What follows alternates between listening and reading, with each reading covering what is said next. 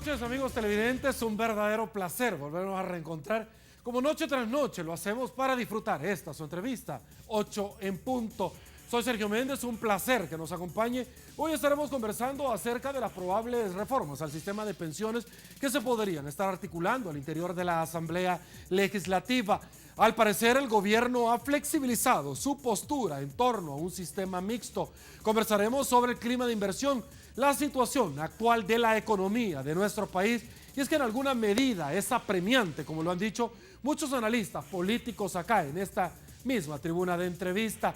Esta noche en estudio nos estará acompañando el señor Gino Battaglio, expresidente del Banco Central de Reserva. Don Gino, es un placer tenerlo en su casa. Gracias por acompañarnos. Muchas gracias por la invitación. Gracias a usted. Tome asiento, en segundos los incorporamos. Gracias. Señores, saludamos a quien hace posible noche tras noche el primer segmento de esta, su entrevista 8 en punto, como lo es Banco Agrícola. Creemos en el esfuerzo que día a día nuestra gente entrega para mejorar sus vidas, las de sus familias y su comunidad. Aunque el sol deje de brillar, nuestro inquebrantable espíritu nos mantiene unidos. Porque juntos es como encontramos el verdadero valor de la vida y descubrimos que cuando aprendemos a cuidar al otro, a hacer lo correcto y a contribuir para que los demás tengan una vida mejor, es posible un mejor país. Banco Agrícola, juntos por una banca más humana. Y bueno, señores, arrancamos planteándole la pregunta que noche tras noche compartimos con todos ustedes para que sea parte integral de la entrevista 8 en punto. Y dice así, por favor, acompáñenos. ¿Estaría de acuerdo con eliminar el impuesto del 5% a la telefonía que se utiliza para seguridad? Esto en el marco de que han presentado en la Sala de lo Constitucional de la Corte Suprema de Justicia un nuevo recurso de inconstitucionalidad por aquel precisamente cargo que grava la telefonía para favorecer el tema de seguridad. Un 60% dice sí, definitivamente. Un 21% dice no sirve para seguridad. Un 6% que deben buscar otro tipo de alternativas, opciones. Y un 13% que la seguridad sigue igual. De 139 votos sin haber iniciado la entrevista. Nos incorporamos, señores, para arrancar esta velada con nuestro invitado, el licenciado Gino Battaglio, distinguido y reconocido economista, expresidente del Banco Central de Reserva. Don Gino, quisiera arrancar haciendo de su persona una breve reflexión, una breve radiografía de cómo está la situación del país. Resolución de la Sala de lo Constitucional, donde determina que no va el 13% del cargo a la energía eléctrica, pero sí inició el 9%, que para muchos no era el 13%, sino que era el 22%. Si me equivoco, me corrige. Pero adicionalmente necesitaban los 900 millones de dólares y ahora la Sala le dice, no señor, por lo tanto están solicitando 1.200 millones adicional. Su opinión, don Gino. Bueno, yo creo que uno de los principales problemas que hemos afrontado en los últimos años ha sido el hecho de una serie de cargas impositivas que ya rondan, creo que son 22 o 24 nuevos impuestos. Y lo que debemos reflexionar es, bueno, ¿y estos recursos cómo se están siendo utilizados? ¿Hacia dónde están siendo destinados? Y buscar la forma en cómo hemos logrado observar también los niveles de gastos del Estado que han ido creciendo tremendamente, comenzando, dijéramos, que del año 2009 a la fecha existen ahorita alrededor de 34, 35 mil nuevos puestos de trabajo en el gobierno que anteriormente no se necesitaban y que significan una suma importante que ronda cerca del 1.4% del producto en nuevos salarios y este tipo de cosas. Entonces, más bien creo yo que no es la forma de estar creando y poniendo nuevos impuestos, sino creando las condiciones y el clima de inversiones para que verdaderamente haya inversión en el país y se puedan generar los empleos a través del sector privado. El gobierno no puede ser el empleador importante dentro de un país. Es el sector privado el que realmente tiene que colocarlos. Pero para ello pues se necesita ver este clima de inversión adecuado para que puedan venir los inversionistas a crear nuevas empresas, a mejorar las empresas que ya están y ser generadores de empleo. ¿Por qué no vienen inversionistas a nuestro país en alguna medida? Cuando se instaló el dólar en nuestro país, se preveía que articuladamente, don Gino, con los tratados, no solamente con los Estados Unidos, sino que con otros países, se podría tener quizás la posibilidad de seducir a los inversionistas. Pero vemos nosotros que el tema de la tramitología en nuestro país, la matriz energética que nunca se ha brindado quizás los costos necesarios para que vengan otros inversionistas y los incentivos fiscales adicionalmente al tema de la inseguridad que vive nuestro país son elementos que ciertamente, como en una noche de Halloween del 31 de octubre, terminan asustando a los inversionistas. Bueno, yo creo que hay esfuerzos que hace el gobierno a través de sus distintas instituciones como Proesa para atraer la inversión extranjera y otros equipos de trabajo que están en el Ministerio de Economía. Pero yo creo que lo fundamental para un inversionista y decidir en qué país invertir cuando tenemos a la par, tenemos Guatemala, Honduras, Nicaragua, Costa Rica, es un tema bien importante que yo lo sintetizaría en una sola palabra y es confianza. Entonces, cuando uno no encuentra una confianza y que le pueden cambiar, como se ha estado sucediendo en diferentes temas, las reglas del juego a medio camino, entonces los inversionistas, lejos de traer inversiones, hasta se ahuyentan. Hemos visto diferentes casos de empresas que costó que vinieran, como Maseca, por ejemplo, y otras empresas grandes, y que se han ido porque la carga impositiva, si bien es cierto, se ha hecho un esfuerzo en mejorar el coeficiente de tributación, que no es más que los impuestos recaudados entre el Producto Interno Bruto, que debe andar rondando alrededor del 15,5%, 16% ahorita. No es una cantidad como en otros países, que Chile, por ejemplo, creo que tiene un 27%. El problema es que la carga siempre va al mismo sector, al mismo grupo, y entonces de esa manera, cuando se ven estas circunstancias o los diálogos que establece el sector privado con el gobierno en diferentes áreas, tanto a nivel de mesas de trabajo con el Ministerio de Economía, con los diferentes organismos, incluso el Ministerio de Hacienda, vemos de que al final pues se dice una cosa, se quedan en ciertas cosas y luego públicamente aparecen otras instancias del Estado arremetiendo contra el sector privado. Entonces esto no es congruente y eso no da la sensación de confianza que se necesita para que el inversionista diga, bueno, voy a poner mi plata acá en El Salvador porque creo que es un país confiable. A pesar de que tenemos la dolarización, que es una garantía para los inversionistas, que dólar invertido es dólar que pueden recuperar. Usted me mencionó algo que a mí me llamó muchísimo la atención, don Gino, y es cambiar las reglas del juego de pronto cuando los empresarios han venido a invertir a nuestro país. Y es que yo recuerdo en el pasado cuando el gobierno empezaba a perder con una seguidilla de juicios, arbitrajes, empezaba a perder ciertos litigios y de pronto quisieron que en la Cámara de Comercio e Industria de El Salvador, que es prácticamente donde está el tribunal arbitral y los laudos de los cuales se perfecciona, querían que el presidente de este tribunal arbitral lo nombrara el presidente de la Corte Suprema de Justicia, abruptamente cambiando las reglas del juego, porque sobre el presidente sí tenían control en el pasado, me estoy refiriendo. Pero adicionalmente, la ASI ha dicho que solo en el 2015 se fueron 225 empresas del país que dejaron de invertir. Y adicionalmente usted decía, es de trasladarle confianza, porque alguien me decía, Sergio, el animal más rápido en el mundo no es ni el chita, ni el jeje o pardo, es un dólar asustado que se va para otro país. Hemos visto en el pasado donde el señor Funes arremetía constantemente con los empresarios.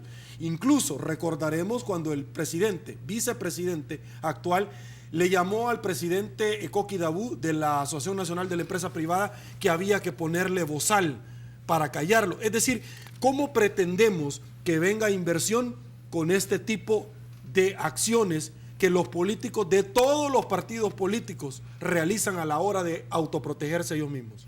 Sí, son las señales, ¿verdad? Eso es lo importante para el inversionista. Yo le puedo dar un ejemplo. Hoy en día las negociaciones a niveles internacionales se hacen electrónicamente. Entonces muchas veces se escapa a la capacidad de algunos de los gobernantes o los que están al frente de algunos ministerios de pensar de que se pueden poner ciertas trabas y que se van a cumplir. Le voy a poner un ejemplo que creo que fue significativo, que son pasos que se dan, que se cometen errores y posteriormente se tiene que retroceder. Por ejemplo, aquí se le puso impuestos a las transacciones realizadas a través de la bolsa de valores, cuando en países como Costa Rica, Panamá no los tienen. Entonces, ¿qué sucedía? Las empresas se iban a hacer sus sociedades a Panamá o a Costa Rica o a Nicaragua o a cualquier otro país que no tenía ese impuesto y desde allá las realizaban porque las empresas extranjeras no estaban sujetas a ese impuesto. Entonces, ¿qué sucedía? Que en vez de atraer plata de afuera, se iba la plata para afuera y de afuera volvía a regresar, evitando mecanismos que todos sabemos que aquí, si no se hacen bien las cuestiones, sucede aquello de que hecho la ley, echa la trampa, ¿verdad? Cuando tienen que ser impuestos transparentes, claros. Yo recuerdo que en la época en que yo estuve en Banco Central, la idea era disminuir y llegamos a disminuir creo que a 3 o 4 impuestos clarísimos, fundamentales, que IVA, renta, tarifas y aranceles.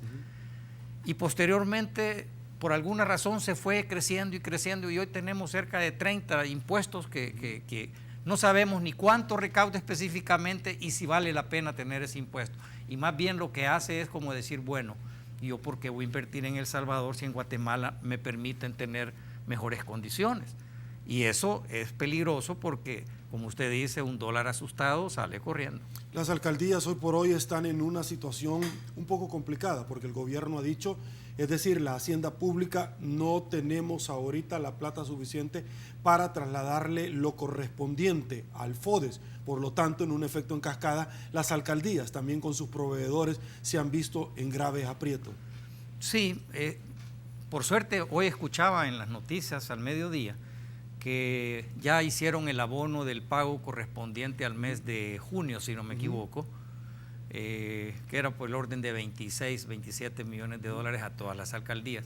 Déjeme decirle que esto del FODES es un tema sumamente importante porque en el caso de San Salvador, en el cual yo estuve como director financiero durante 6 años, el FODES no era significativo, es decir, no era más que alrededor de un máximo del 5% de los ingresos de la alcaldía de San Salvador lo que representa FODES.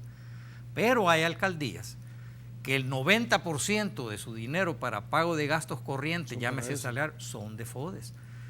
Sí, incluyendo los aguinaldos, pasivos laborales. Prestaciones, claro. Para gastos corrientes. Entonces, el no tener, el no contar en su momento adecuado, con eso les retrasa todo, ¿verdad? Y obviamente no podemos eludir de que hay un problema fiscal muy serio en el país, razón por la cual pues incluso se ha tenido que abocar al Fondo Monetario Internacional para que pueda hacer un análisis de cómo salir de este hoyo que estamos metidos en este momento. Perfecto, de eso vamos a hablar más adelante, las recomendaciones del Fondo Monetario Internacional cuando vino una comitiva a nuestro país hace un par de semanas. La primera pausa, se vienen 8 en punto, quédese con nosotros, volvemos.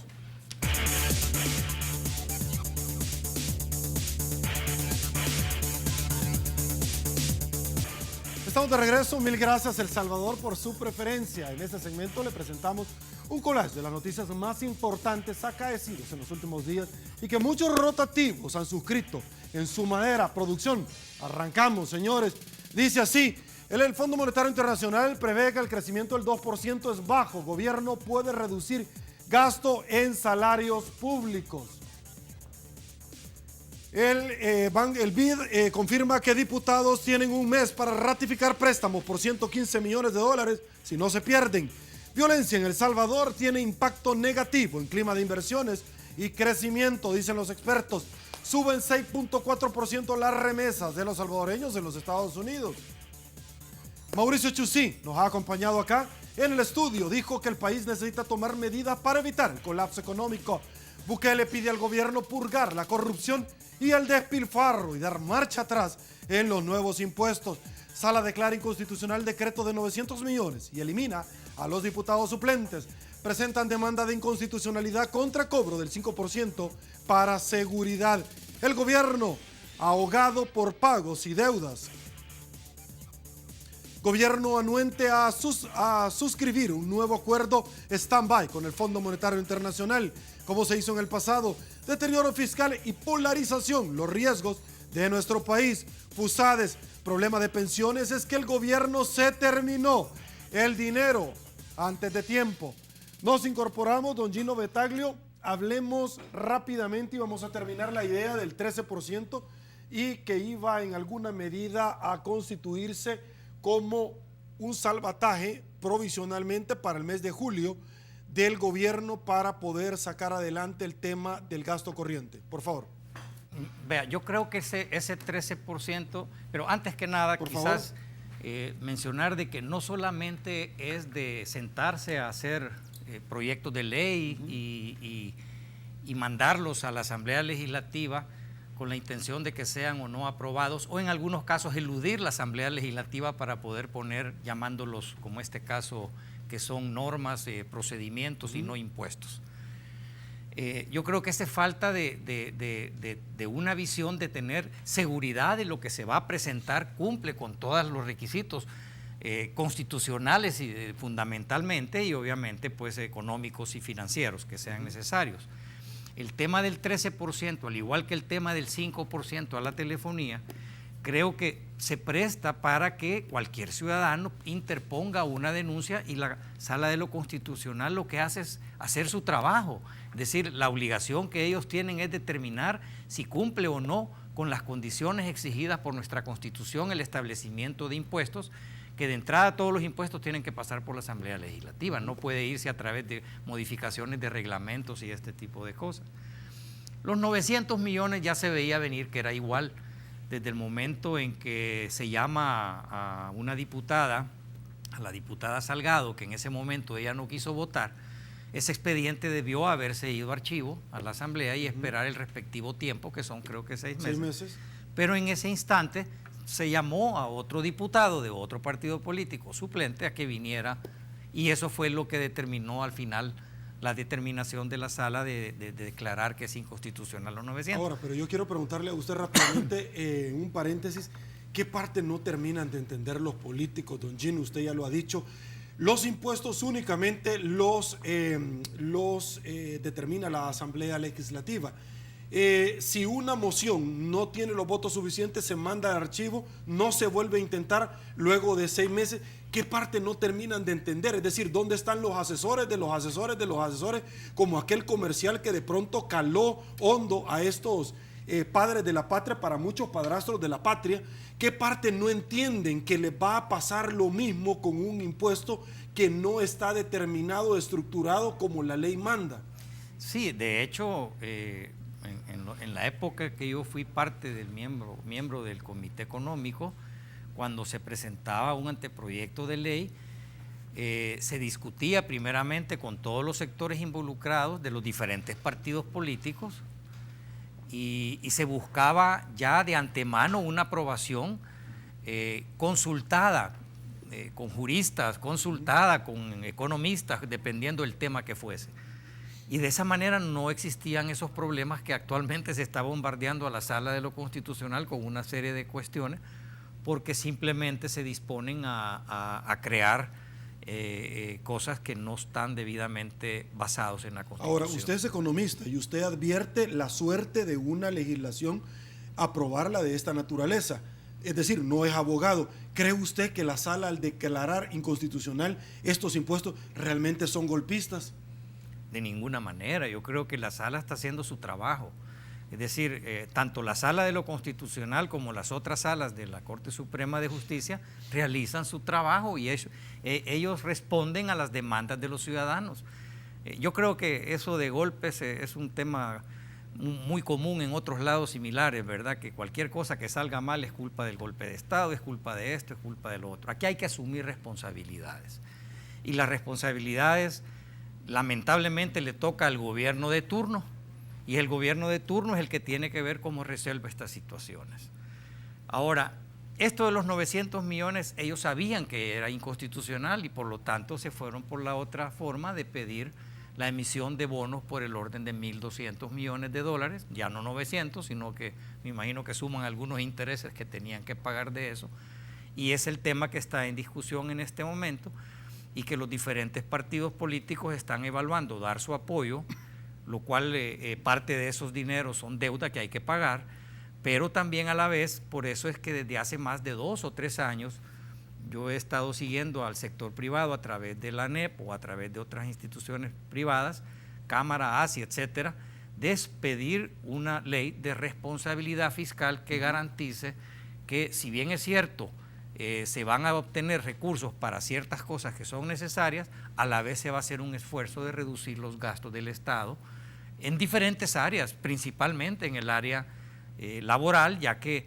no es posible que un gobierno que no necesita tener 30, 40 mil empleados adicionales sin que se mejoren los servicios a la población, esté pagando cerca de 800 millones de dólares adicionales en salarios. ¿Ley de la función pública? De hecho, esos 800 millones de dólares en exceso podrían servir para una serie de cuestiones. Solo por poner un ejemplo, lo que se paga de pensiones del sistema antiguo anualmente es por el orden de 500, 600 millones de dólares. Don Gino, ¿cómo nos levantamos, cómo salimos adelante de esto? Cuando en el pasado vimos nosotros que por intereses particulares, porque lo han dicho acá, no se llevó a la concesión de una empresa holandesa que estuvo constantemente tocando la puerta y siempre le decían, mire, está en la Asamblea Legislativa la concesión del puerto de la Unión. Pero esta empresa holandesa se fue para Costa Rica. Ahora vemos nosotros donde hay que constantemente estar invirtiendo en un puerto de la Unión, donde se paga $1 millón precisamente por los intereses de un empréstito, más $100,000 por todo el mobiliario usado que se compró y los trabajadores que están acá en este puerto que vienen a cargar a cepa. ¿Cómo salimos adelante con la ampliación de las esclusas del Canal de Panamá? ¿Cómo salimos adelante cuando Costa Rica ya inauguró en tema de matriz de energética la represa, la Reventazón, y nosotros pagamos 128 millones de dólares por un hoyo llamado el Chaparral? ¿Cómo nos levantamos a nivel de Centroamérica de este hoyo en el que hemos literalmente, no el del hoyo del Chaparral, en el hoyo que también hemos caído? Bueno, mire, yo tuve la oportunidad de estar en la presidencia de Corsaín durante el periodo 2004-2009, ¿verdad? Básicamente viví la construcción del puerto y dentro de las negociaciones que se hicieron a través de la encargada de colocar este puerto, que fue doña Vilma de Escobar, en ese momento vicepresidenta de la República, se hicieron diferentes esfuerzos y habían no uno, habían más de 20 empresas a nivel mundial interesadas en manejar el puerto, porque es una colocación estratégica, tiene un problema de asolve por el Huascorán, que es el río que va a pegar ahí, sí, y que normalmente hay que estar dragando. De hecho, yo aproveché la dragadora que vino a hacer el dragado grande del puerto nuevo para dragar el puertecito pequeño que tenía Corsaín. Al final nos costó $27,000 dragar ese puerto y nos permitió tener barcos de gran calado que antes no podían entrar.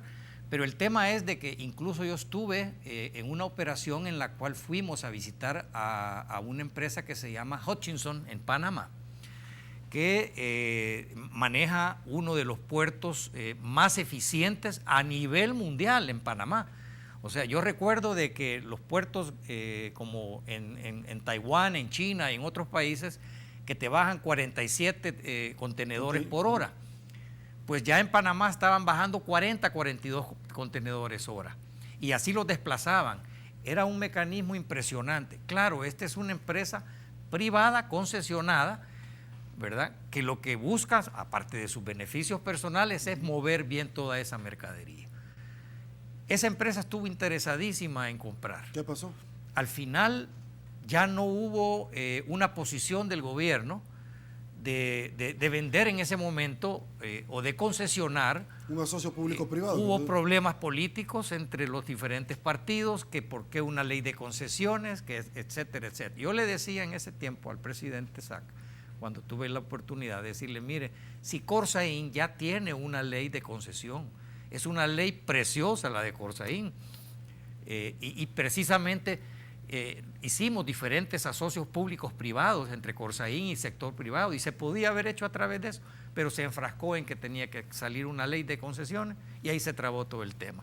Y esta es hora, 8 o 10 años después, que estamos viendo lo que usted está diciendo. Se están pagando los intereses de esos créditos a los japoneses, el mantenimiento del puerto, las cosas se deterioran, ya nuevamente hay que invertir porque el dragado no es una cosa... ¿Hubo una apreciación del yen frente al dólar? Igual. ¿No se contrató un seguro para la devaluación? Hoy actualmente dragar ese puerto no debe costar menos de 20 millones, 30 millones de dólares, ¿verdad? Porque son 15 kilómetros desde el puerto hasta la entrada principal. Entonces, estas cuestiones obstaculizan el desarrollo del... Nosotros estábamos en su momento de ser vanguardistas en el manejo de los puertos. Y ya nos comieron el mandado. Ahora, si hay salidas, y podemos discutir más adelante. Señores, otra pausa. Volvemos.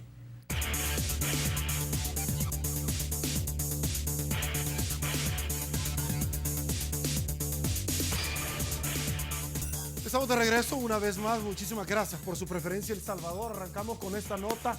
Gobierno ya agotó espacio para más deuda e impuestos para, en alguna medida, poder honrar las obligaciones que tiene con sus proveedores. Fuimos a la calle, le preguntamos a los salvadoreños, ¿qué piensa usted de la situación económica, no solamente del país, sino que de las familias salvadoreñas? Y esto nos dijeron, escuchen. Mala la situación. Bueno, hay bastante desempleo, las empresas tienen miedo de expandirse porque hay mucha inseguridad. Eso creo que provoca el mal estado de la economía. Pues estamos mal porque prácticamente el sueldo base que tenemos como sueldo mínimo no es como alcanzable según la canasta básica, ¿va? Entonces prácticamente la gente que tiene hogar y tiene que pagar recibos de luz y casa y toda la cosa no tiene como que el suficiente dinero como para subsistir con un sueldo mínimo. Bueno, si la gente más gasta su dinero en celulares y videojuegos e internet y en vez de comprar su comida y sus cosas personales, pues es bien difícil sobrevivir. Aparte de que se paga poquito, también tiene que ver en cómo tenemos prioridades y cómo gastamos lo que tenemos. Para la gente pobre sí, porque el día a día es el que llevamos para poder salir adelante. Pero en realidad siempre hay donde subsistir, man. La verdad ha bajado bastante porque a uno no le alcanza. O sea, con lo del Citrán, con las trabazones, igual el costo de la vida siento que ha subido demasiado. O sea, hoy no se puede dar el lujo uno de estar gastando de más porque, o sea, no alcanza. Los sueldos sí, tanto como la economía en El Salvador ha sido bien inestable. Esto es lo que opina don Gino, el pueblo salvadoreño abordado por las cámaras de Canal 33. Antes de ingresar a las recomendaciones del Fondo Monetario Internacional y el tema de pensiones, don Gino, como ex titular del Banco Central de Reserva, hoy por hoy ya no se tiene la posibilidad de la emisión de la moneda. Estamos anclados en una moneda de rango o respeto mundial. ¿Cuál sería la diferencia conceptual, don Gino, hoy por hoy que estamos complicados en términos económicos con lo que le sucedió a Grecia? ¿Usted compartiría el análisis de que Grecia también tuvo dentro de la eurozona un anclaje de una moneda también con peso y respeto mundial y que en alguna medida esto le sirvió, además de todas las medidas y el salvataje que articularon los países conformantes de esta zona? El Salvador también tiene esa ventaja hoy por hoy para enfrentarnos, no sé, a una especie de corralito de lo que tuvo Argentina, recurrir a fondos buitres como lo ha hecho Argentina. ¿Cuál podría ser el panorama que El Salvador podría estar enfrentando? Por favor. Vea, ya lo hemos platicado en otras oportunidades. Y el hecho de tener el dólar como moneda no es más que una de las variables económicas que existen. Es decir, la economía viene dada por diferentes tipos de variables. El dólar es uno y es muy positivo a mi criterio porque evita precisamente de que pueda emitirse moneda sin respaldo para poder cubrir déficit de caja fiscal, y que esto únicamente lo que hace es crear inflación y a la larga no aguanta hasta llegar a una posible devaluación. Entonces creo que la fortaleza que da tener el dólar como moneda local es importantísimo para cualquier tipo de enfrentamiento, de salvataje que se quiera hacer. Esto nos permite entrar, bueno, estaba viendo dentro de sus cuestiones que el gobierno ya topó en deuda, decía. Bueno, la realidad es de que el país en este momento, si no me equivoco, la deuda anda alrededor de 17 mil millones, 18 mil millones de dólares, que es equivalente arriba del 65, 66% del Producto Interno Bruto. No necesariamente tener un nivel de esa deuda es malo siempre y cuando exista la posibilidad de generar los recursos para pagarla. ¿Cómo se generan esos recursos? Con crecimientos económicos que pueden ir por el orden del 6-7%. No es mala, pero si no tenemos ese crecimiento. Pero si no tenemos, lo que estamos haciendo es causando una bomba de tiempo, que es lo que puede pasar, que es lo que muchos de mis colegas y expresidente Mauricio Chusí del banco dice, bueno, este es un tema de que se puede llegar en algún momento en tener problemas de impago de la deuda, ¿verdad? Ok, don Gino, si le parece, vámonos a las recomendaciones del Fondo Monetario Internacional, que habla acerca de las pensiones, porque en alguna medida el endeudamiento o lo que se deja de percibir es $500,000 al día, como lo dijo René Novelino ciertamente cuando me acompañó días atrás en esta misma tribuna de entrevista, y que el doctor René Portillo Cuadra lo ha venido manifestando. Quiero hacerle la pregunta sobre el Fondo Monetario Internacional, porque en su articulado de las 7 recomendaciones, don Gino ha hablado del combate a la corrupción. Es que es imposible salir adelante cuando estamos permitiendo nosotros actos tan aberrantes, deplorables y denunciados por la población salvadoreña que no se investigan. Y hablamos de la impunidad. Y precisamente entrando a este tema, en la última encuesta de un rotativo muy importante en nuestro país, seguro usted lo vio, el Diario de Hoy, determina que el 91% de la población salvadoreña pide, exige a gritos que venga la CICIG de una vez por todas a nuestro país. ¿Eso traería para usted un clima de inversiones atractivo para los inversionistas? Pues yo diría que sí, definitivamente. Yo no sé cuál es el temor de crear una comisión internacional, si estamos viendo de que los recursos asignados a la Fiscalía General de la República fueron mencionados por el mismo señor fiscal de paupérrimos. No tiene los recursos. 80 y solo 40 le van a dar. 44 millones es el presupuesto de este año, que dicen que se lo van a dar el siguiente año, y él estaba solicitando cerca de 80 millones porque no tiene con los recursos. Entonces, esto vendría a fortalecer pues tanto las instituciones. Yo no sé cuál es el temor de que no se puede establecer esto. Y sí debería la corrupción es uno de los elementos más importantes para ahuyentar cualquier tipo de inversión en el país, al igual que lo es la falta de seguridad, los problemas de seguridad que tenemos. Con respecto al fondo, normalmente cuando se tocan las puertas del fondo es porque ya usted está en una situación que necesita de lo que le llaman un stand-by letter of credit para buscar algún tipo de solución a los problemas. El fondo no es el malo de la película, como se hace ver muchas veces, que el fondo lo que quiere es apretar y todo. No, ya llega porque el enfermo está tan grave que las recetas o lo que va a recetar el fondo son medidas que duelen, y duelen por todos lados. Pero eso es porque se permitió llegar a ese nivel de desorden en su momento que dificulta la situación. Entonces, ¿qué es lo que hace el fondo? El fondo no obliga a ningún país a hacer las cuestiones. El fondo lo que hace es una recomendación, una serie de recomendaciones que considera que pueden ser viables para solucionar el problema financiero o de déficit que tenga un país. Un banco alemán le negó un desembolso millonario a la CEL, generadora de energía. ¿Cree usted que en algún momento la aceptación, el acatamiento de este tipo de recomendaciones podría en algún momento cambiar, quizás no la calificación, pero sí ser un sujeto de crédito internacionalmente? Bueno, los niveles de endeudamiento que tenemos definitivamente encarecen los recursos que el Estado pueda conseguir, porque las tasas de interés tienden a subir, las calificaciones pueden arriesgarse hasta bajar. Yo creo que uno de los objetivos de ese 13% a la energía eléctrica era precisamente cubrir esos déficits de caja que tiene CEL, que el banco alemán pues les exigió que ordenaran las finanzas antes de solicitarles el desembolso del crédito respectivo. Entonces, parte de eso es eso, ¿verdad? Ok, voy a ir nuevamente a una pausa. Al regresar hablamos del tema de pensiones. Pausa, volvemos. Muchísimas gracias, don Gino. Hablemos de la propuesta en términos de reforma al sistema de pensiones que el gobierno ha presentado. Su opinión. Yo creo que así rápidamente, Sergio, hay que empezar por mencionar que alguien decía, las cosas buenas hay que seguir que sigan siendo buenas, no hay que tocarlas.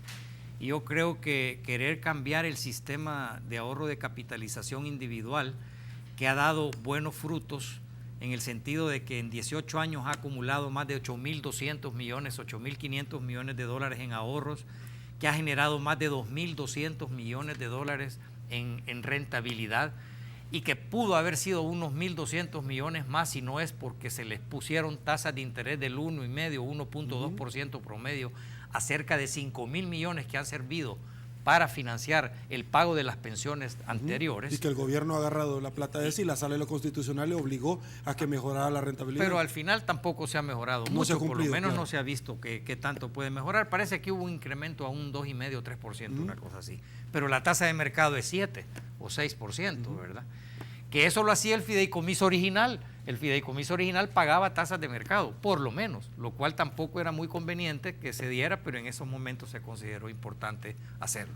Lo malo fue que se le bajó la rentabilidad a esto, y eso ha dejado por lo menos de que aumente un 30% la pensión que debería estársele dando a los pensionados actuales. ¿Usted le apostaría a un sistema mixto? Porque las críticas son, esta no es una reforma al sistema de pensiones, sino que una reforma fiscal. El sistema mixto sería, a mi criterio, sería volver al pasado, volver a... ellos no podrían ahorita, ellos tienen compromisos por 600 millones o 500 millones de dólares al año. Con todo y todo lo que se les pasaría en el sistema mixto, según está en la ley establecida en el proyecto de ley nuevo, recuperarían 400 millones. Quiere decir que año con año va a haber un déficit de 100 millones, aparte del que ya viene. Lo que hay que hacer es separar el tema, y se lo dije en su primer programa que me invitó usted acá, separar el tema fiscal del tema de pensiones. Entonces lo que hay que hacer es, ya sabemos cuánto es lo que se debe, establecer, buscar mecanismos de financiamiento de largo plazo para el pago de esto y dejar que las pensiones funcionen, porque es un pilar importantísimo para la seguridad de los trabajadores en el país. Perfecto. Don Gino Betaglio, llegamos al final de la entrevista 8 en punto. Muchísimas gracias por su tiempo, por atender nuestra invitación, y seguro vamos a seguir tocando a su puerta en próximas oportunidades para seguir abordando un tema tan importante como es la economía de nuestro país y otros que están íntimamente ligados a este. Gracias. Gracias a ti, Sergio. Muchísimas gracias, señores. Saludamos a la Caja de Crédito de Colón. Permítame, aquí le damos vuelta porque al igual que usted, parte activa de la entrevista 8 en punto, le franqueamos la pregunta al inicio de este programa y ahora compartimos con ustedes los datos que hemos articulado para que presentárselo precisamente luego de la participación. Y dice, estaría de acuerdo con eliminar el impuesto del 5% a la telefonía que se utiliza para seguridad y que ya fue presentado un recurso ante la Sala de lo Constitucional de la Corte Suprema de Justicia.